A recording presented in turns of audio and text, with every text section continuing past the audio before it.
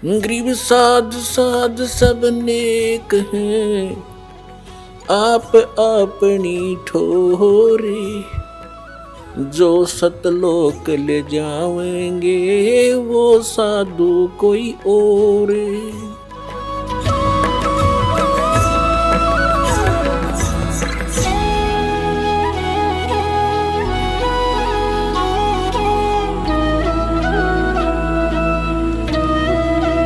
दंडवतम गोविंद गुरु, बंदू अविजन सोए। पहले वहे प्रणाम तिन, नमो जोग हो। परम पिता परमात्मा पूर्ण ब्रह्म, सर्व सृष्टि रचनहार कबीर देव कबीर परमेश्वर जी की असीम रजा से आप चंद पुण्यात्माएं परमात्मा की महिमा सुनने के लिए उपस्थित हुए। जिन पुण्यात्माओं पर परमात्मा की विशेष रजा होती है उन्हीं को इतना समय मिलता है, अन्यथा ये काल भगवान इस प्राणी को अपने जाल में ऐसे तरीके से फंसा चुका है कि इस जीव को मृत्यु तक ये आभास नहीं होता कि मैं कर क्या रहा हूँ, मुझे करना क्या चाहिए था। जिस संपत्ति को मैं जोड़ रहा हूँ, जिस परिवार को मैं अपना मान बैठा हूँ, जिस स्थान को मैं अपना समझता हूँ, इसमें मैं रहूँगा कितने दिन। फिर हमारा एक ऐसा समाज बना दिया, हम उस परंपरा को देखकर संतुष्ट हो जाते हैं कि ये सबके साथ ऐसा ही हो रहा है, मृत्यु हो जाती है, कभी भी मर जाते हैं, कोई बात नहीं, कोई बात नहीं, चलेगा। क्योंकि हमारे पास कोई विकल्प नहीं था। अब परमात्मा स्वयं आए, यथार्थ ज्ञान हमें बताया, तो हमारी कुछ आंखें खुली। क्योंकि ज्ञान से ही एक सतर्कता आती है, ज्ञान से ही रुचि बनती है, ज्ञान से ही दिशा बदलती है। और ज्ञान अधिकारी के मुख से उच्चरित होगा तो वो असर भी करता है। यहाँ पर लाखों की संख्या में ऐसे श्रद्धालु हैं जो शराब पीते थे, तमाकू सेवन करते थे, बीड़ी सिगरेट हुक्का के माध्यम से, और वो नहीं छोड़ पाते थे।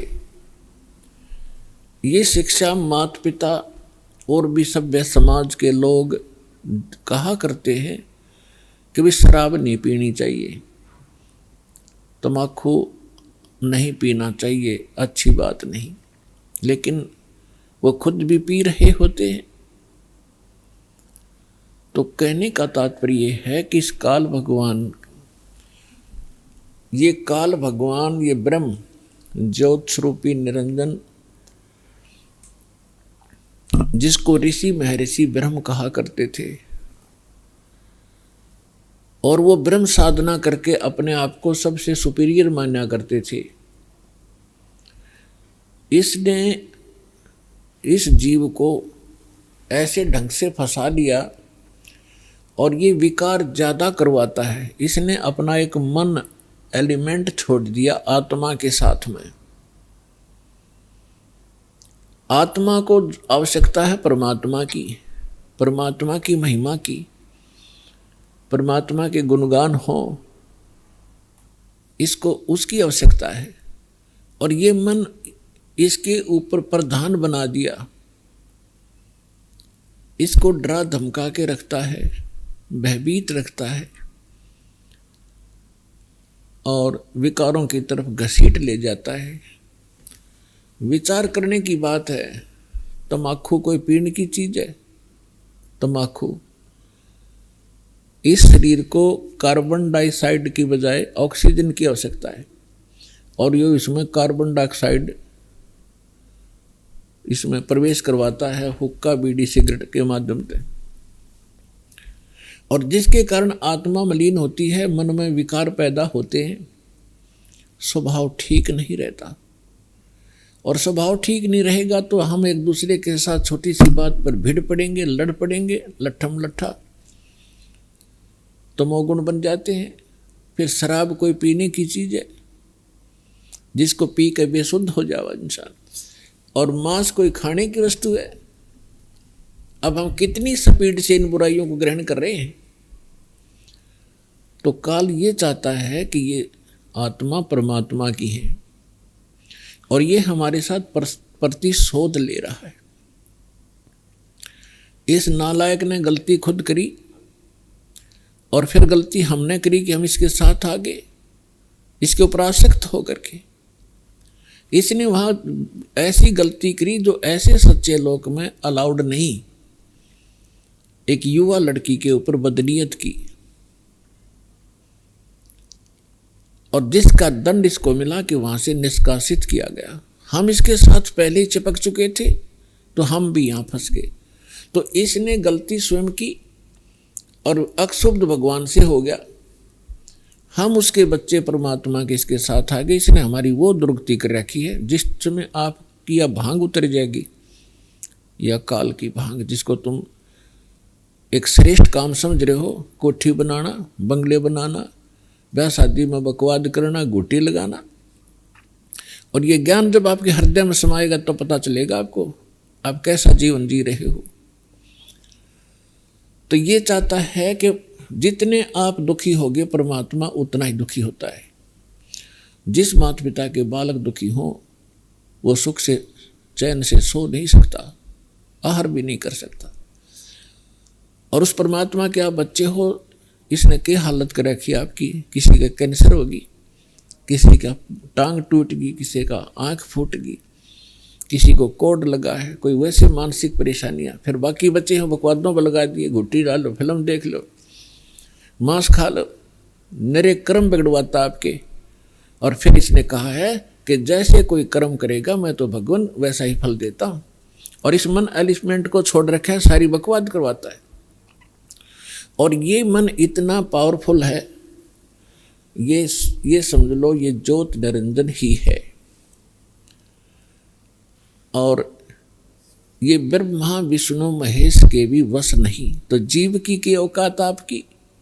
तो जब हम समर्थ की शरण में आते हैं फिर इसका प्रभाव हमसे हट जाता है और परमात्मा की भक्ति करने से आत्मा में शक्ति आती है।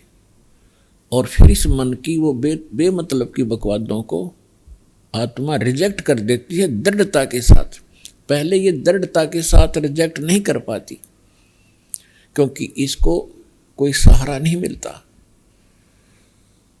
तो अब परमात्मा की भक्ति से आत्मा दृढ़ होती चली जाएगी, विकार छूटते चले जाएंगे और आपके अंदर एक विशेष विनम्रता और सद्भावना उत्पन्न होती चली जाएगी जो भक्त के लक्षण होते हैं।